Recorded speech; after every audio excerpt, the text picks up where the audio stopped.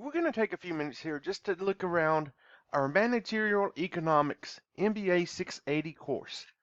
So as you see here, we're on the home page, and as you look down the home page, you'll see a description of the course, which is to apply economic theory and methods to business and administrative decision making, and it tells managers how decisions should be analyzed to achieve organizational objectives efficiently. Also helps managers recognize how macroeconomic forces affect organizations and describes the economic consequences of managerial behavior. And special attention is paid to the operation of the firm in a global economy. So this is where we're heading. We're going to look at economics, but look at it with a focus on how it relates to being a manager. So some of the decisions that managers make, or some of the things that managers in particular would want to focus on. Okay, so we're going to look here at the left side of the menu. So over the announcements, which you also see, there's recent announcements up here at the top of your screen. So as the course goes on, more will be added to this. If you click on the announcements, you'll see where this one is in place, but this is where you can go to see all of the announcements throughout the course. So if you need to go back and look for an announcement or look over an announcement that was made previously. The second item here is our syllabus. Right, so this gives us all the information we need to know about the course. So I'll let you take time to review that. I will point out that you want to make sure to pay attention to the late work policy. And that's just done so I can make sure I can get information back to you as soon as possible. And it's not fair to do that if others are still turning in assignments. So that's why that main thing is there. So looking at other items that might be specific to me, the things such as have a response time for communications. So if you email me within 48 hours, I should be able to respond. There's a Q&A form. When we go back out to the home page here in a minute, I'll show you where you can get to that. It's going to be checked as well. I try to get back to you sooner than 48 hours, at least to let you know that I received your communication. I may not have an answer for you at that time, but at least let you know that I'm working on something and trying to get something back to you. Office hours, we are going to have a virtual office hour once a week. So if you're looking at announcements when the semester starts, you'll see when that's going to be for this session. The response time for assignments and grading, we have 7 days until after the assignment to send it back. I try, especially in weeks where you may be needing that information for a test or something of that nature, I do try to get those back to you as soon as I can. What helps with that, obviously, is if you can get everybody turns their assignments in a timely manner, I can go ahead and start grading some of that or make sure those grades are released. And you get the feedback involved. So we will have some elements you'll maybe get the score, but when everybody submits, you also get some feedback more specific to how you performed on it. And so the main thing here that we're seeing here, you see this item here called modules.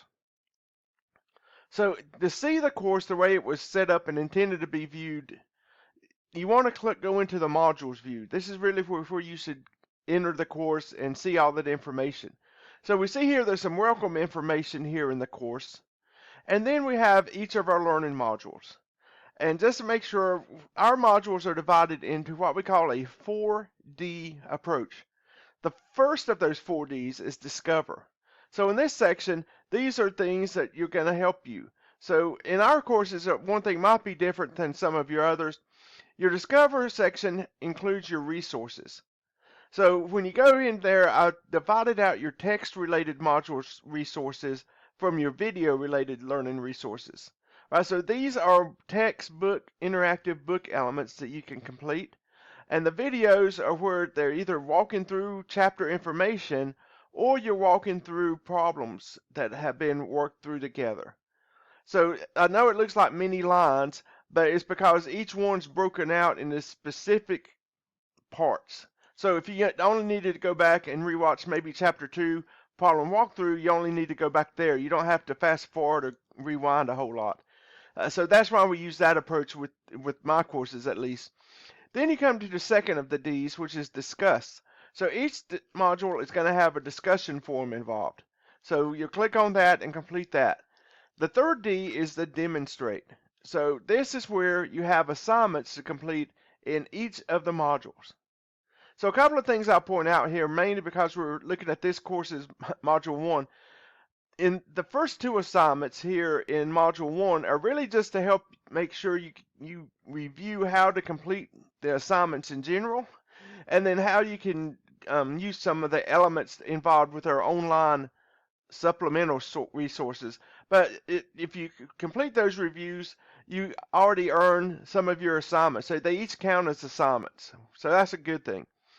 Then as you keep going down, each of the chapters will have an assignment, at least the way this course is set up.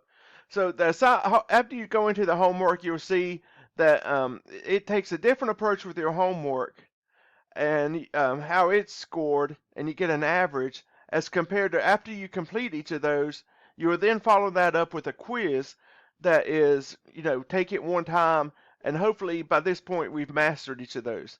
So when you click on one of these, you'll see it opens up a tab and it wants you to load your homework assignment in a new window.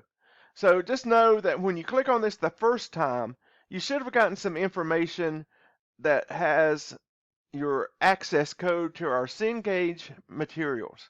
So we're using Cengage materials just to help make sure we get a variety of supplemental videos and the text and the assignments. My other reason here, so I want to make sure I pointed out, is you notice each of these homework assignments are broken out in the chapter. So you notice there's shorter assignments than just having one. So if you're comparing this to a course that would have like one discussion here and then one assignment, right? But the difference is these are broken out into smaller assignment groups. And then your quiz is going to work just like, if you've had quizzes in the past, that's going to be the same arrangement here.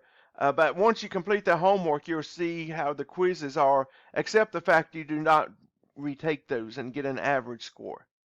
And then we end up here, this is the good news, and not something that has to be turned in, but we have a wrap-up for each of these modules. And we call that the deepen part. Right.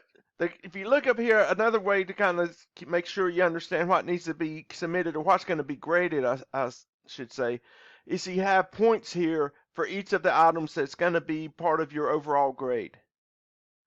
So we looked at module 1 there. Module 2 and each of the other modules set up very similar. We have our discover, we have our text-based resources, we have our video-based resources, we have our discussion forum here, we have our demonstrate, which in this case we had 2 chapters in the module, and then we have a quiz on it. And that just continues all the way down. So each of the modules work the same way, and then we get to the end here. And there is a final exam that covers all of the chapters.